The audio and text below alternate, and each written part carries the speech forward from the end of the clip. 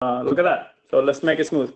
It's a great pleasure to introduce Dr. Helen Crompton, who's an associate professor of instructional technology at Old Dominion University. She earned her PhD in education from the University of North Carolina, Chapel Hill. She researches how technology is being used to support teaching and learning. Her research interests include the use of mobile devices for learning, artificial intelligence, virtual and augmented reality, and open educational resources. She was officially named as one of 9 mobile learning experts in the world by the United Nations Technology Division, ITU, and often presents and participates in policy forums at UNESCO headquarters in Paris, France. So it's a really great pleasure to have Dr. Helen Crompton starting us off in REYES. So what I'll do is I'll stop sharing my screen and I'll turn it to her. Wonderful, thank you, and thank you very much for the introduction. So welcome to the first presentation of this program. It's great to have you all here. It's amazing to see how everybody from all around the world is coming together on this. So this presentation is an overview of artificial intelligence. If you're thinking, gosh, I don't know what artificial intelligence is, don't worry. This is the perfect presentation that will explain those things.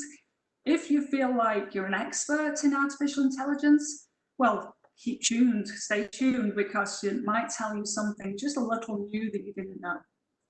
Okay, so artificial intelligence, and I think we can probably skip over this next slide because I had a great introduction there, but you can see I'm also director of the Virtual Reality Lab and other technologies. So I have a great job. I get to play with a lot of these technologies.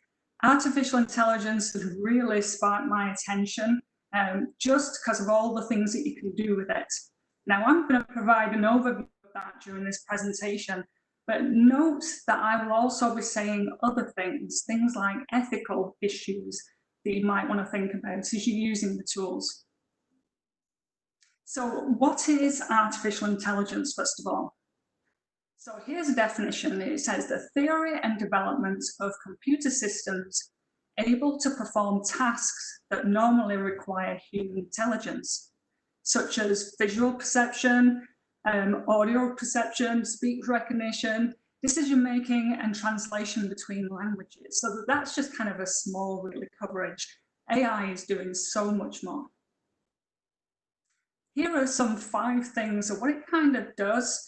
Again, with the shortness of time, I'm not going to go into depth with these. However, I will be providing links to videos that explain a little bit more. So we have artificial intelligence capabilities, learning, reasoning, perception again, visual, auditory, and there's many other perceptions again, and that's one of the videos that will be covered. Problem solving and language intelligence.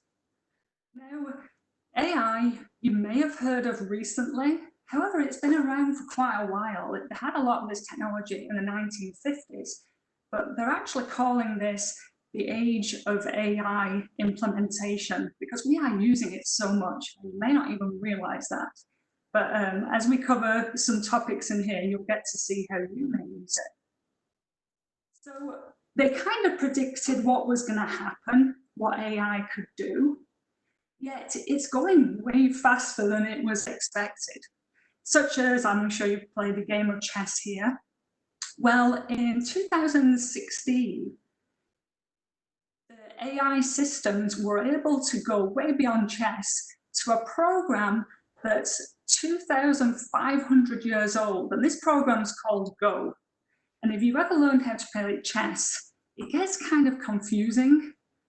Go is way more confusing than that.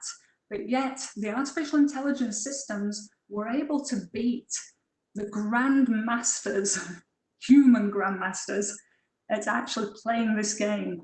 And they did that in 2016. Now, this was 10 years before it was expected. So AI is moving on pretty quickly. So I'm going to look at a little bit of the future, although some of it's kind of now. and some of it's kind of tomorrow future to a little bit further in the distance. But autonomous vehicles, you might have heard all sorts about these. In 2018, it was predicted the first self-driving cars would appear.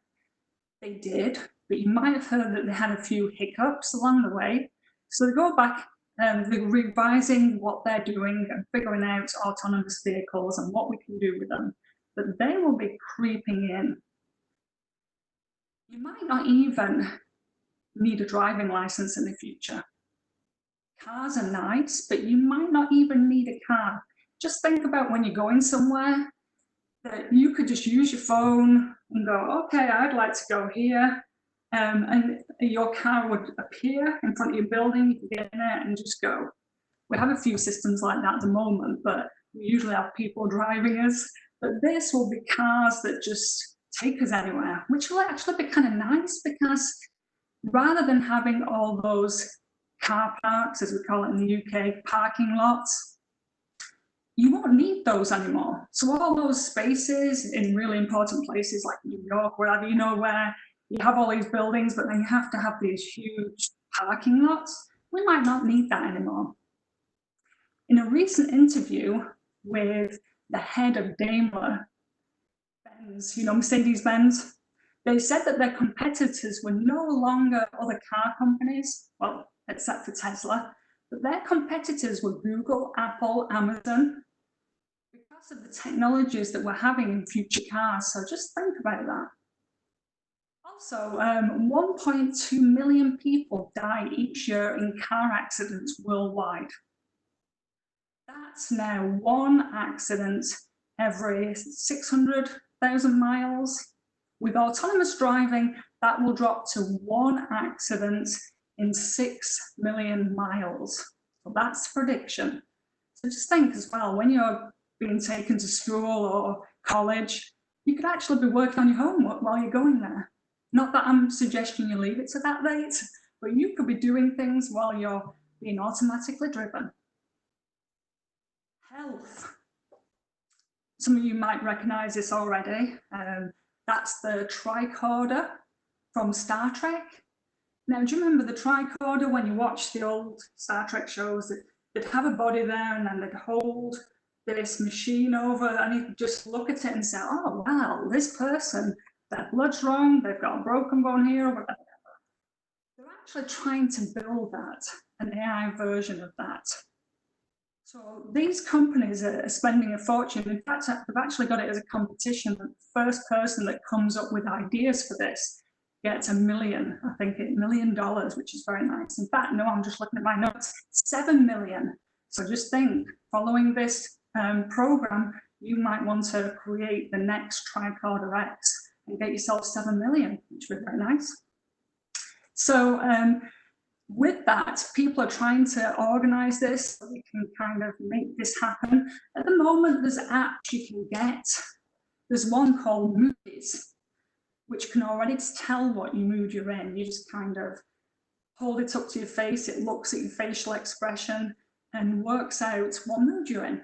There's actually some that they're trying to get now that tell whether you're lying.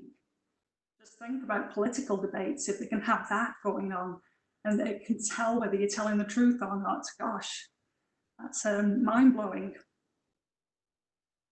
This is going to be my favorite. When you go to the doctors, you go and get a check over every year, and they might take samples. You might have to wee in a little cup or something, and they take it away and they analyze it and they do things. Well, companies are now developing AI toilets. And what happens is when you go to the toilet, it analyzes what's going on. And just think, this isn't waiting a year to go to the doctor. This is kind of every time you go to the bathroom. Just think, if you eat too much pizza, it might have a siren on top saying, oh, you know, go for something healthy. But joking aside, this could predict things like severe diseases coming up and might be able to pinpoint, and also it'd be able to check over time. So this could be one of the greatest AI achievements, tools that we have. You'll have to keep watching out to see whether that happens. So AI today, think about how you use AI at the moment. Do you use AI? You might be surprised. Well, there's tools, this is actually called a backend.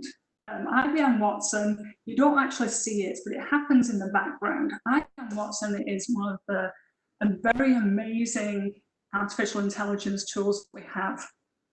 It can assist with medical diagnosis. Now, this made major story because there was doctors working on cancer care. And these expert doctors sit around a table and they bring up a slide with a person who had a diagnosis of cancer, and then they try and work out what was the best kind of solution. What can you do? What can you give him medical-wise? And that would take them a while because they'd know so much themselves, but then they'd have to go and review papers and look at what people had studied and what were the outcomes and things like that. Well, IBM Watson did those going out looking at the research for them within seconds.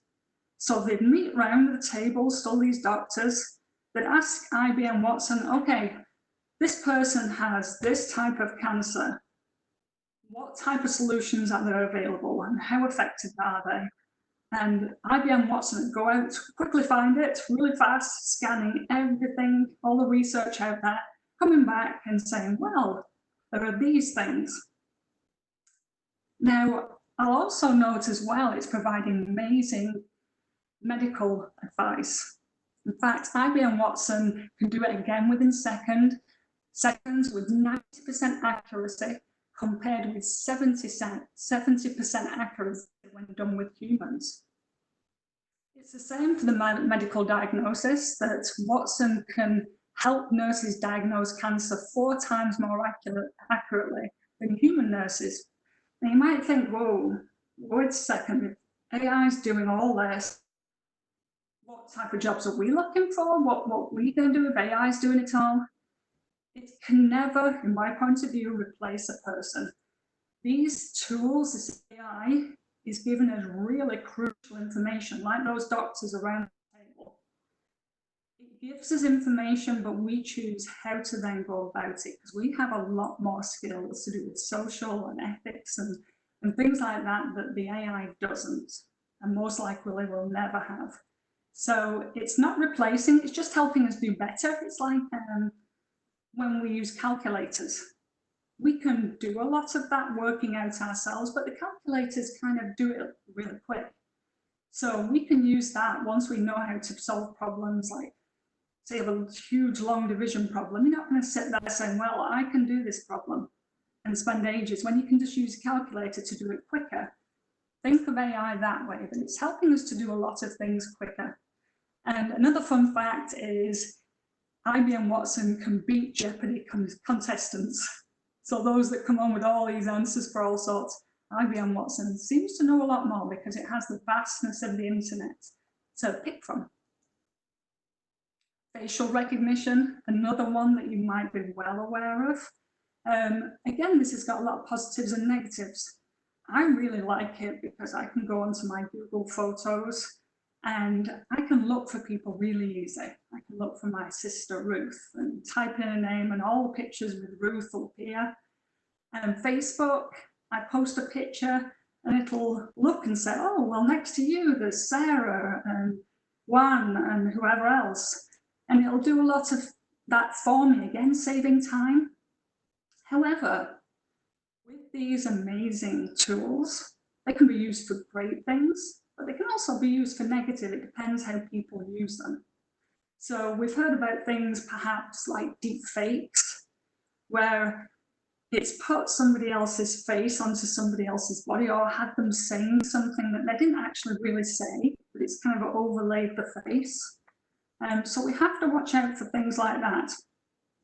Also, a study shows that among facial recognition, the training of the data sets, because we have to prepare the AI system by giving it lots of data, but that data set was 75% males and 8% white.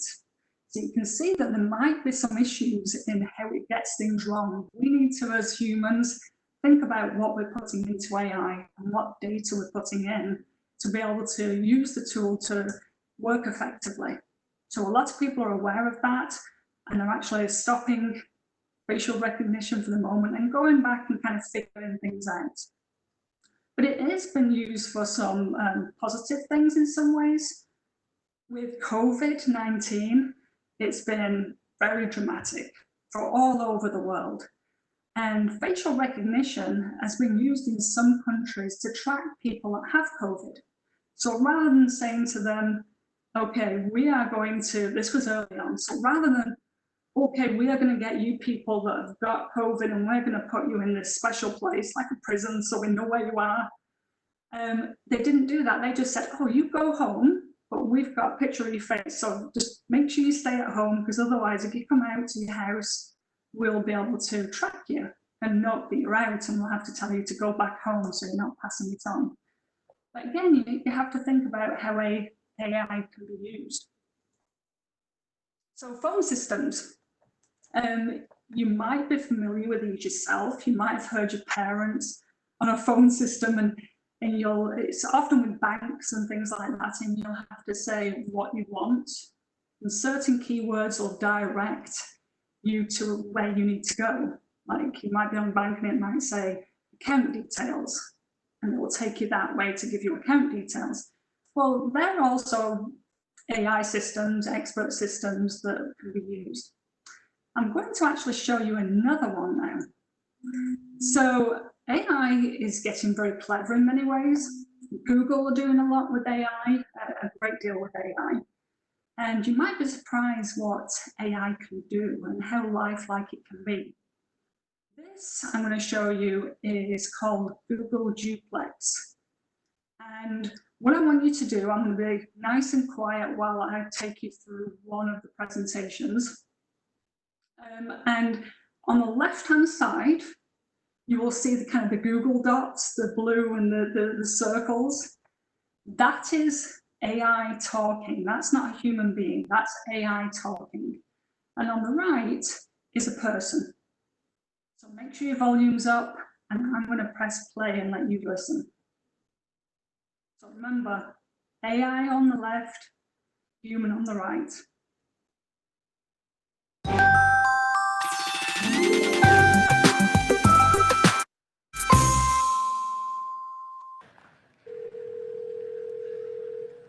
How can I help you? Hi, I'm calling to book a women's haircut for a client. I'm looking for something on May 3rd. Sure, give me 1 second. Sure, what time are you looking for around? At 12 p.m. We do not have a 12 p.m. available. The closest we have to that is a 1:15. Do you have anything between 10 a.m. and 12 p.m.? Depending on what service she would like. What service is she looking for? Just a woman's haircut for now. Okay, we have a 10 o'clock. 10 a.m. is fine. Okay, what's her first name? The first name is Lisa. Okay, perfect. So I will see Lisa at 10 o'clock on May 3rd. Okay, great. Thanks. Great. Have a great day. Bye.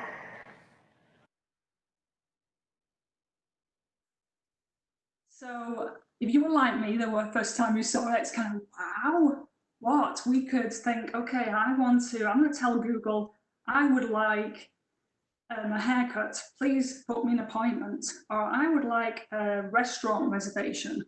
Please kind of book me an appointment. And in fact, I'm going to play one more. I think we have time. This is for a restaurant. So take a listen to this one. Imagine that you don't have to take time to do it. You can get technology doing it instead. How may I help you? Hi, I'd like to reserve a table for Wednesday the 7th. For 7 people?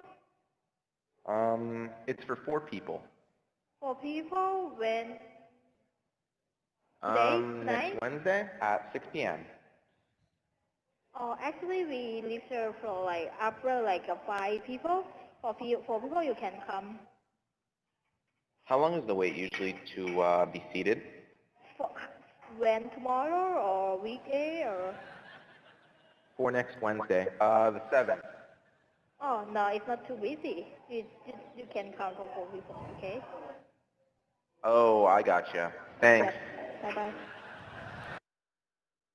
So that's kind of amazing. And you might think, well, why is it listed under now? This is actually available. This was actually available on Pixel phones last year. It's available now.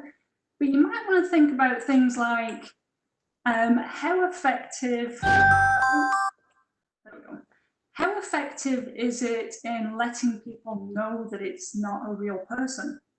Because you could have AI calling. And in fact, when you go to, when you look on Google for maps, and it tells you what time it's open, it tells you where it is, and all these details.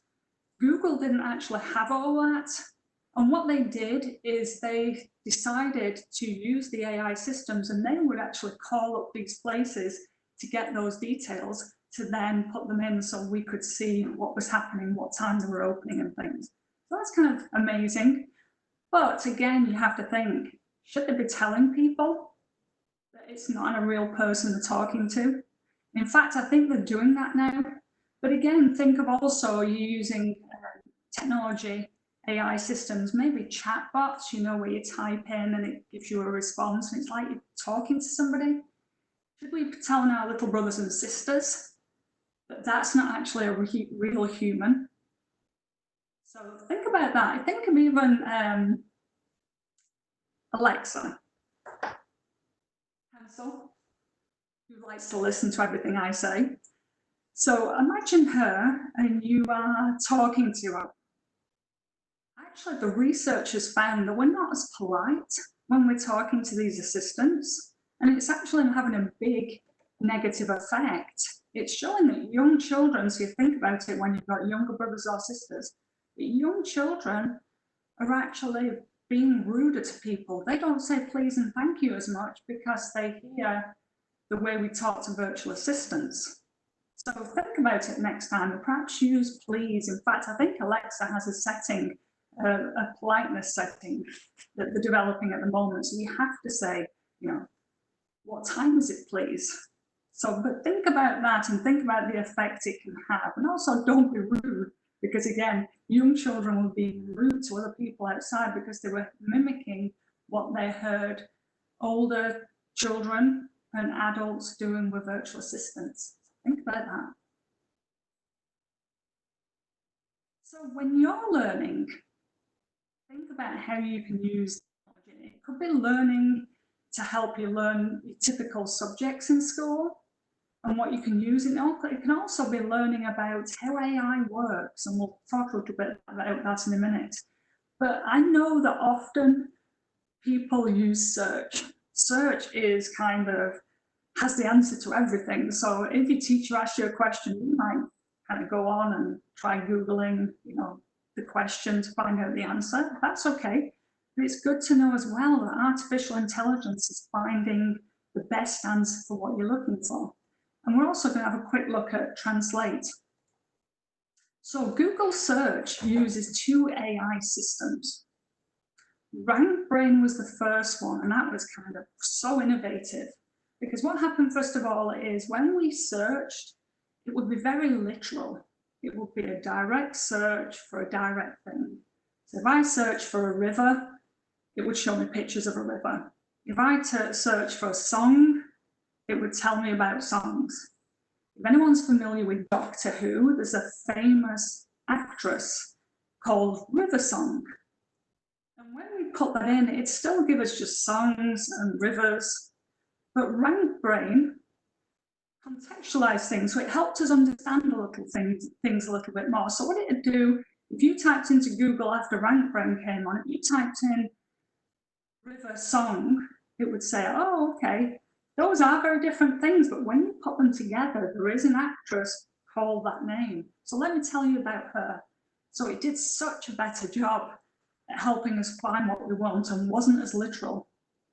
Well, BERT is very recent. BERT stands for Bidirectional Encoder Representations from Transformers. Don't worry, That won't be on the test. Just remember BERT. But BERT went even one step further. Let me show you. So what BERT did is, imagine I search for, can you get medicine for someone pharmacy? You know, when you type in, you don't type in exactly right. You just, because you think sometimes. So what's important about this is I want medicine from the pharmacy, but I want to get it for someone. That's crucial. Well, before BERT, all it would do is focus on the words medicine, pharmacy, and on the left it show you all about getting prescriptions filled, but that's not what you want. You want to learn about how to get medicine for someone from the pharmacy. So now after with BERT, it tells you, it changed it from, can a patient have a family or friend or family member pick up a prescription? So that's more what we want. So can you see how in education, when you're looking for answers, how AI has greatly helped what you're searching for? This is an example of Google Translate. So with Google Translate, when it first came out, I think everyone thought, well, you should scrap that because it's terrible. It translated exactly the words, and that's not the way it works. You can see over here, this is a famous Borges quote, and it basically says over here, for those that don't read in Spanish like I don't, it says, you are not what you write, but what you have read. So it's not what you write, it's what you have read. However, when that Spanish was put in to the early translations, it read it and translated it literally. So it came out as, one is not what is for what he writes, but what he has read. And it just didn't make sense. But now with AI, with the contextualization that I talked about with the search, it actually translates it accurately. So it's gone a lot better. In fact, Google Translate has gone that much better. And note, these are all free. But Google Translate, you can have a setting on your phone and you can sit across from someone. I did this with someone in Greece. And I set the translation for me to be English and that person to be Greece. And it translates it in real time. So I would say something, it would translate it in Greek to them, and then vice versa. Well, that's kind of amazing to be able to do that already. So I did explain before that you'd be able to learn more as well about how AI works. The big thing about AI is, in the past, technologies, we would kind of, what I call being ring-fenced. We were told what we had to do with the technologies. You'd have to kind of follow the rules of the game or whatever it was. AI and technologies now are doing what we want it to do. So we're telling it, okay, this is what I want you to do. So that is a crucial distinction between the two, from being told what the technology is going to have us do and we tell the technology. So as you want to learn more about AI, again, I'm going to put lots of links out, and I'm going to put links that provide multiple, from whether you know nothing about AI to you're advanced and you're into Scratch coding and all sorts, that there'll be things there for the level that you want.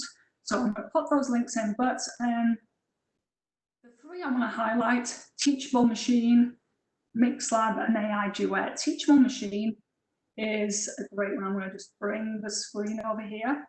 Teachable Machine is a great way to really understand. Now, what this girl's doing here is she's showing a teddy bear, and then she took it away. And you teach the machine that when you do something, it responds in a certain way. When you do something else, it responds in a different way. You might smile, and it'll show you a kitten. You might frown, and it shows you something else. But the important thing is you teach it. Now, again, you don't have to have any experience with AI whatsoever. You can just go on here for free. So these links are going to be in. The other one is MixLab. This is another one, again, from Google. And what it does is you tell it what music you want. So you might say, play a happy guitar, or play more beats, or play violin. And it'll play the music, and it'll add in what you ask it to add in. You could go a little bit further to AI Duet, where you can type on a keyboard there, or your actual computer keyboard, and you can play music at the same time that AI is playing, so AI Duet. So that's kind of exciting. So that's one to look at. Those are 3, sorry, to look at. And again, there's going to be more links shared as well, so you can learn more about AI. I'm going to leave you now on this quote before we have questions. Now, Alan Turing was the father of computer science. You might have heard of the Enigma machine from the Second World War. This guy here, Alan, he figured out how to crack the Enigma machine. There's lots of films and things about him, but he was in Bletchley Park in the UK, and he developed this system, and we've kind of gone from there, and look at how much we've come along. But again, remember that with all that power, we have to think about the ethical side as well. So, questions, I'm excited because that was a short overview. I'm sure you have lots of questions in lots of directions. All right. Well, thanks, Helen. That was really great.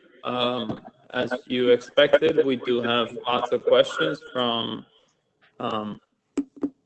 viewers, and so I'm gonna try to read a few. Probably we have more than we'll be able to get to, but you'll get to follow them up later if you want. So the first one, and bear with me if I mispronounce people's names, I apologize. I'll do my best. So the first one is from Satjendra Banerjee from Elizabeth City, North Carolina, so fairly close to here. And the question is, how close do you think we are to having AI being used to complex medical procedures, such as heart surgeries? Oh, that's a very good question. And I would say it is partly there already. They're already using artificial intelligence in many hospitals. In fact, it's interesting because we think about schools and how we're using AI. Often hospitals and places like this are way ahead of how we're using it. That's why it's important to learn about it now. But for procedures like that, it's helping with visual. You might have seen ones as well where you can have people at one side of a world working, and you can see someone else on the other side of the world that's explaining or doing the same thing at the same time to work together. So it's doing it in multiple different ways. Actually having the AI do the full procedure again, they can't do all these things without a human guiding all those, saying, okay, this is what we're doing now, this is what I want you to do, because it's making decisions that AI cannot ethically do about life and death and, you know, what's right for the patients at that time that humans can do, but AI can't. Hopefully that helps. I believe so. Yeah, that's a great answer. So we had a lot of questions on additional material, and so let me try to read one of them, and then I can try to summarize the rest. So Marcelo Fernando Condori Mendoza from La Paz City, Bolivia, he was asking, would it be possible if you could share some scientific papers and or readable GitHub free code sources regarding artificial intelligence or intelligent cars, please? And he said, thank you very much in advance. Okay, so I can help with that. I will actually share an additional link. I'm working with the United Nations at the moment, and we are looking at a framework for artificial intelligence and about what you should be learning. And with that, there are various tools. So what you can do is we're developing it so it's got a search box, and you can type in exactly what you want and it'll bring up the tools. But it's nearly there. So at the moment, the website it'll take you to will provide just a few basic in English, Spanish, Arabic, Russian, and a few other languages. It'll provide a few resources, but keep looking back at that same web page and it'll have more. So. Great. And the other questions were about the possibility if you have any recommendations of books for young scientists. So this person in particular, so Eric Daniel Sanchez Garcia from Mexico, he was asking if you had something for somebody that is 16 years old. So do you have any books that you would recommend for somebody earlier in their high school careers? Yeah, I cannot think of anything off the top of my head. I read a lot of research, which can sometimes be a little bit boring and doesn't get to exactly what you want. But I'm going to go and have a look at that, and I can respond to that hopefully later, or I can add it to the resources that I'm going to send to you, so everybody else to get access. Yeah, that works. Great. Let me see. So I think we had more questions about publicly available resources, but I think you've answered all of those. Here we have a fun one. Books. I'm just looking at my books behind, making sure I've not got anything I feel like I have. But no. Okay.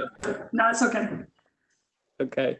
So here's a question, a fun one from Dory MacLeo, I believe, from Chesapeake, Virginia, right here. So where would those cars be if there was no parking lots? Oh, great one. I like these fun ones. So they would not be in major busy places. Instead, those busy places can be for people, you know, for whatever it needs to be there. And then the cars will be further out. They'll be out wherever. And there won't need to be as many because the same cars will be used for different people. You don't necessarily, but the way they're looking at it is you won't have a car. You won't have any car, even one that's automated, because it'll be shared across everybody. So there'll be cars very close to you all the time because someone else will have driven this, you know, wanting to drive over your way. And so yeah, there won't be the same, it won't look the same, which is kind of exciting. That was good. Could I have a follow-up curveball just from me? Yes, go ahead. Okay. Has that conversation evolved, given, for example, now that we have another variable like COVID? So sharing cars might be more challenging? Oh, that is interesting. And I wonder what artificial intelligence systems can help us disinfect or even analyze the safety. Maybe it needs to go off to a place and be disinfected. And maybe we don't need someone to do that, a human to do that. Maybe they can do something more important, and we can get to kind of do that. A robot working with AI. Good question. All right, fun. Okay. Do you see any other questions, Giovanna, that let me see if I can see any last ones. Yep. We have a question from Juan Cruz Roldan, who's contacting us from San Francisco, Córdoba in Argentina. And this person would like to know what kind of job is it needed to develop artificial intelligence, and what are the implications on the current technological landscape? Ooh, okay. So my advice, if you want to go into AI fields, is kind of look what there is out there. There's various different ones. For example, I am not in computer science. I don't know how to develop many of these things. My role is in how it's used and how it's used effectively for learning. So you might want to look at your interest. If you want to actually fully develop these, computer science is probably the best direction to go. But whatever job you're going to have in the future, it is very, very likely you're going to be using AI in some way. So it's good to kind of look. And I do want to mention an extra point here. There's a lot of discussion about AI and future jobs. And I think your teachers in school, the statistics show that 40% of what teachers will do will be replaced by AI. That was kind of scary to many teachers, but it's actually not. What it's going to do, it's going to replace things that takes the teacher away from you. You know, when you hand a test in and the teacher has to sit there saying, oh, you know, I need private time, quiet time while I grade these. It can do some of the automatic grading, the yes, no answers and things like this, but then give the teacher time to be more one-on-one working with you on hands-on activities and things like that. So it's moving away from things that we don't need to be doing, and it will save us time to do a better job at what we're doing. So I just wanted to mention that was a good question. maybe I'll take the opportunity to say that, so we've been asked if we're going to cover other topics on artificial intelligence during REYES, and we have at least 2 more talks on artificial intelligence, one later this week by Sachin Shetty, and then another one, I believe is in July 27th by Emmy Rawortha from Berkeley Labs on analyzing COVID data, so analyzing COVID research papers using AI. So we will have at least 2 more topics on this. I have one last. Go ahead. Can I add one extra thing there? When people are asking questions, like someone asked me the question about the book, I'm sorry, I cannot remember the name, but also ask that person as well. Feel free to ask multiple people the same question, because we all have different backgrounds and we'll all have different suggestions that you might want to look through. Certainly. Yep. I have one more question on my end from Aja Williams, also from Chesapeake. Great deal of representation from Chesapeake. Is there any way to decode a deepfake or to find out who is behind it at the moment? So I'm not sure whether there's a way to find out who did it. They can trace things back. You can tell often with deepfakes, if you look at the facial expressions and things, it's not fluid. Like I'm moving my face around now, you can see when things are like a little bit odd. If it looks a little bit odd, it probably is a fake. You know, you might have the mouth move just slightly different when talking. So you can identify deepfakes that way, and jolting hand movements some way. But as finding out who it is, it depends what they're using in the background to hide where they are and things. Right. So it's not an easy one to answer that. But good question. Maybe you can. So this idea of being able to resolve a deepfake, is this? Are we at a stage where it would be still visible by the human eye, or it would be by some post-processing of the data of the video? By you have to write code and see from there, be able to deduce that it's a deepfake rather than something that is real. Yeah, so that's a possibility that we don't have to. At the moment, we're looking at ourselves to figure out whether it's deepfake, but often I think there already are AI systems that are doing this, and even Facebook, it's now blocking facial recognition from some videos. So it's putting things in place already with AI systems that block things when you don't want it to pick up who you are. Oh, okay. Any more questions? Yes, we have a question from Luke J, who's reaching us from Mullingar, Ireland. And Luke would like to know, how is AI influencing research in other sciences? And he uses examples such as physics, biochemistry, and others. Yes, this is such a change that it doesn't really matter what profession you're going into, it's making a difference in those. One of the big differences is we're able to get information much quicker, and we're able to get it more accurately. Do you remember the search and translate and things? Think of it the way that we can get a lot more information. So whatever field you're coming into, as I said earlier, I focus on learning with technologies and technology to help you learn. So again, as you study these things, you'll find out all sorts of AI technologies coming along, even whatever profession you're in. I mean, look at Grammarly at the moment. I wonder how many people use Grammarly. That's an AI system that helps you spell. There's SAS Writing Reviser was another one. Unfortunately, I think that one's going out, but that actually gave you feedback and told you how to fix things. So again, it depends how far you want to go. If you go up to your degree, maybe you're doing research and AI can help collect data or analyze data. The sky's the limit. And by the time you get there, there's just going to be so many more tools at your disposal that you can use. Did I answer that question, Phil? Yeah, maybe to add to that question, I think, as you mentioned, this is a question that we should be asking also all the other speakers, right?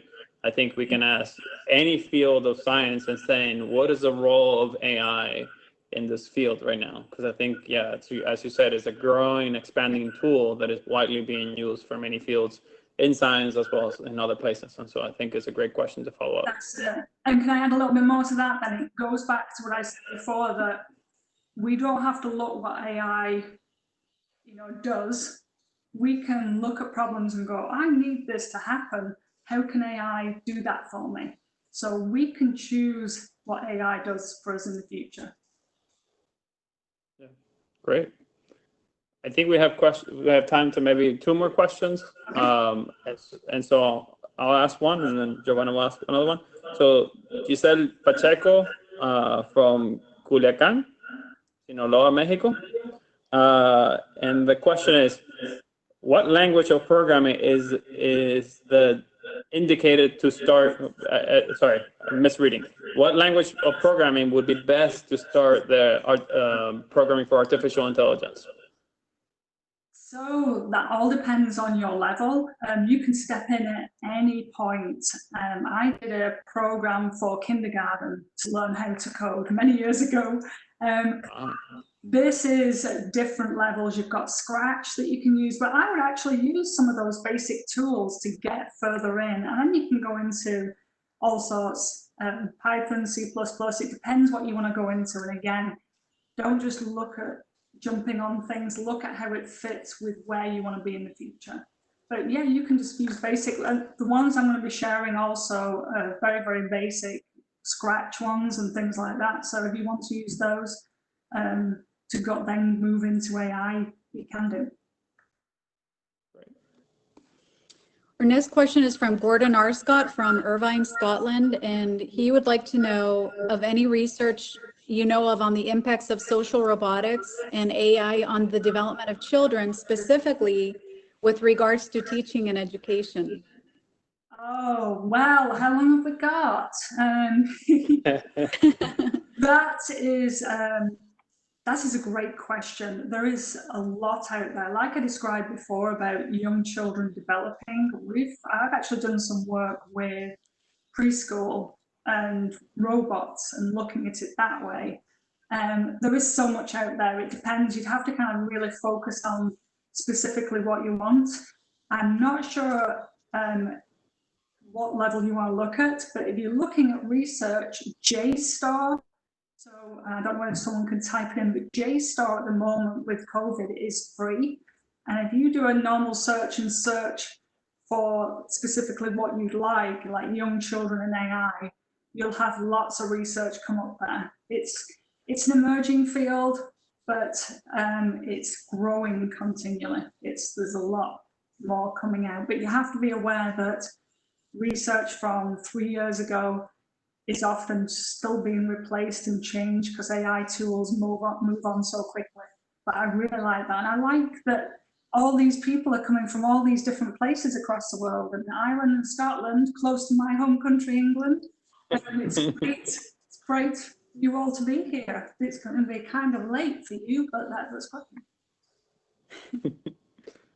And we have a really intriguing question from Luis Angel Vergara Ortiz. He's coming to us from Mexico, and he would like to know, can technology replace music at all?